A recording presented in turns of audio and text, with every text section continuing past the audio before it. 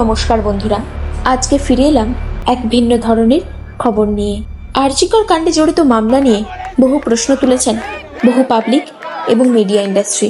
এই মামলা নিয়ে তোলপাড় সারা রাজ্য সহ গোটা দেশ। আদেও কি আসল দোষীরা ধরা পড়বেন?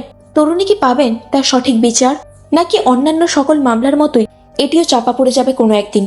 এই প্রশ্নে মাননীয় প্রাক্তন বিচারপতি অভিজিৎ গাঙ্গুলি কি বললেন, চলুন জেনে নিই ওনার মুখ থেকেই। আমি একজন 24 বছর প্র্যাকটিস করা উকিল হিসেবে এবং 6 বছরের কাছাকাছি বিচারপতির কাজ করা মানুষ হিসেবে বলছি যে এই মামলার কোনো ভবিষ্যৎ নেই। তিনি নিজের মুখেই জানালেন এই মামলার ভবিষ্যৎ অন্ধকার।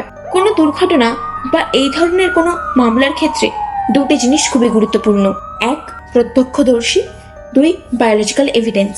প্রাক্তন বিচারপতি অভিজিৎ গাঙ্গুলি জানালেন, এই ধরনের মামলায় প্রত্যক্ষদর্শী পাওয়া যায় না। মূলত এই ধরনের মামলার প্রত্যক্ষ সাক্ষী পাওয়া অসম্ভব ব্যাপার। আর পড়ে রইল বায়োলজিক্যাল এভিডেন্স। এই ঘটনার সব থেকে বড় এভিডেন্স তরুণীর দেহ, যেটা পুড়িয়ে নষ্ট করে দেওয়া হয়েছে এভিডেন্স। এমনকি ঘটনাস্থলের দেওয়াল ভেঙেও সমস্ত রকম এভিডেন্স সরিয়ে দেওয়ার কাজও চলছে। এমন সময় কোনো ব্যক্তি অপরাধী সন্দেহের তালিকায় আসলেও এভিডেন্সের অভাবে তার শাস্তি মকুব হতে পারে। তরুণীর মৃতদেহ দেখে সকলেই বুঝতে পেরেছেন এই কাজ কোনো একজন মানুষের দ্বারা সম্ভব নয়।